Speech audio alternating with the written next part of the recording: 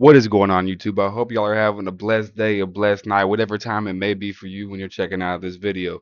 I appreciate y'all stopping by for real. Today we got a video on the Intratec Tech 22. It is a old pre-band tech. Um, they were made in the 80s to early 2000s. Um, there's not that many out there. I think there's like maybe 25,000 of these, somewhere around that number. I know before the pre-ban there was around 22,000 made, then after that there was a like 4 to 5,000 made in the early 2000s. Even though this one does not have the threaded barrel, it is a pre-ban, just based off the serial number it has.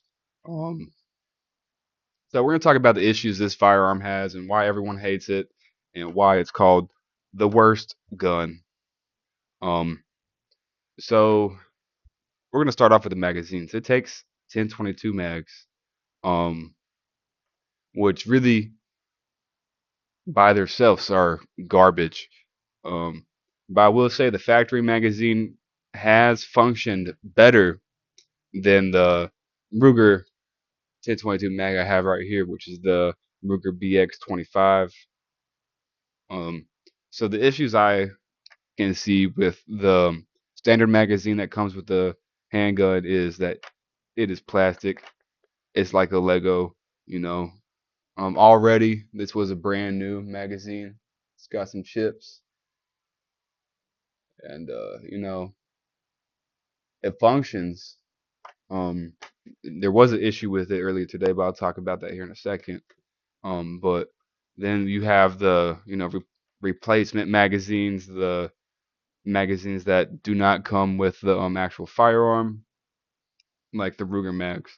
So what I have noticed about these two magazines is the Intratec mag, you know, it's built for it. It's what's supposed to be used. It functions as should. And so I will say the Ruger magazine has a lot of feeding issues because of the spring inside of it. It just needs an upgraded spring. It is loose.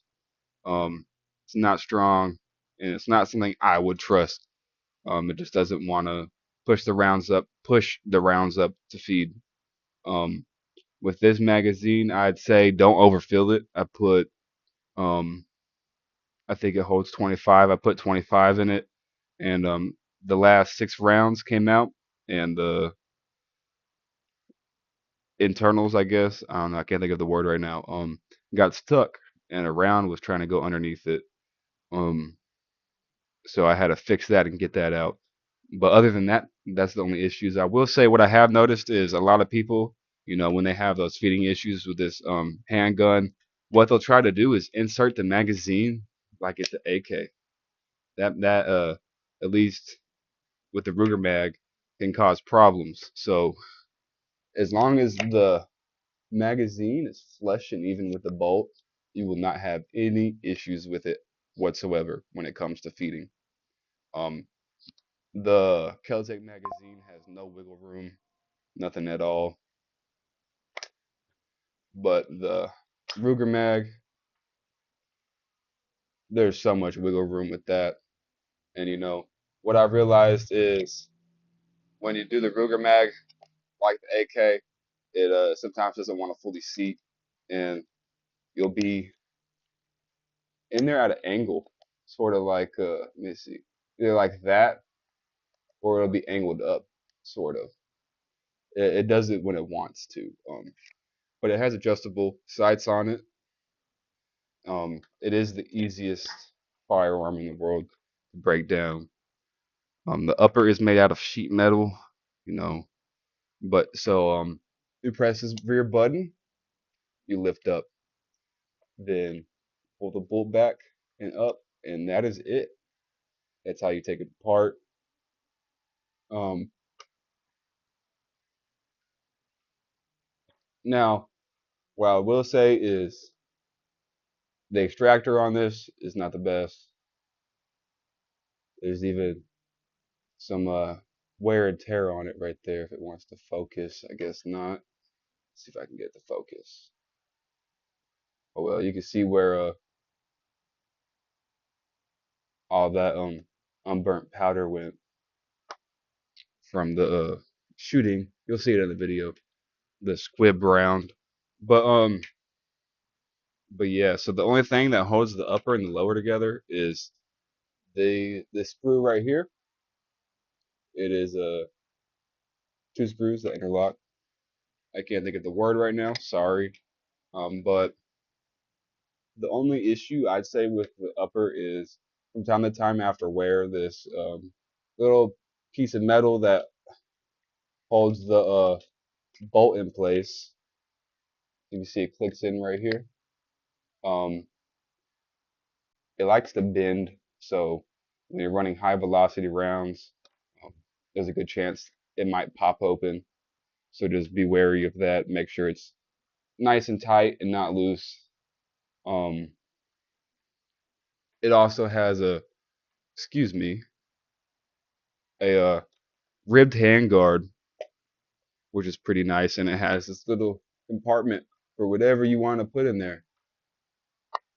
Um, got two charging nubs on either side. It has an ambidextrous safety. So me personally, when with ambidextrous safety like this, I like to go fire with that hand and safe with that hand. That's just me. But other than the fact, it has the issues that it has, it's been banned before.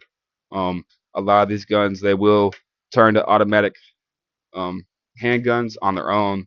They have a faulty sear, which will cause that to happen over time. Um, and the way to tell if the issue's been fixed, because there was a recall, of course, on every single one made, is this right here. Mine has not been recalled or fixed, but I'm pretty sure you would have a R stamped in right here, and that's the way to see if it's been fixed or not, or the recall has been fixed. Other than that, man, this thing is pretty cool. Just keep it nice and lubed up, and you shouldn't have any problems. I would suggest from time to time it will not eject around. It's only happened to me twice. Just get something to pop it out through the barrel. Just keep something handy on deck when you're shooting it. Um, would I use this as an everyday carry? No.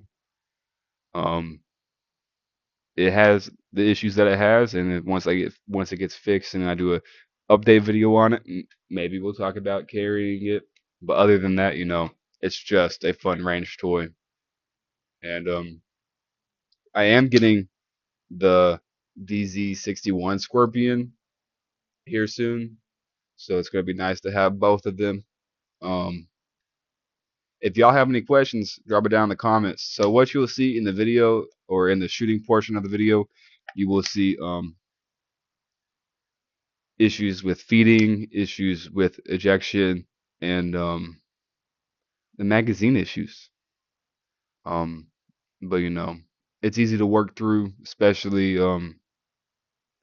if you're experienced with firearms. It's not something that's gonna render you shooting for a very long time. But other than that, I like it. It's pretty nice.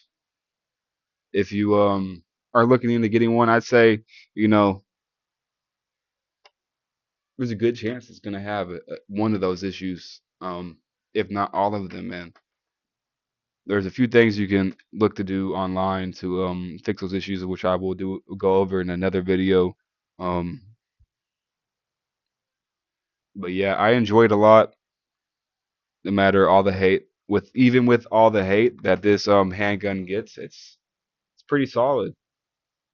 Um, it's pretty fun to shoot.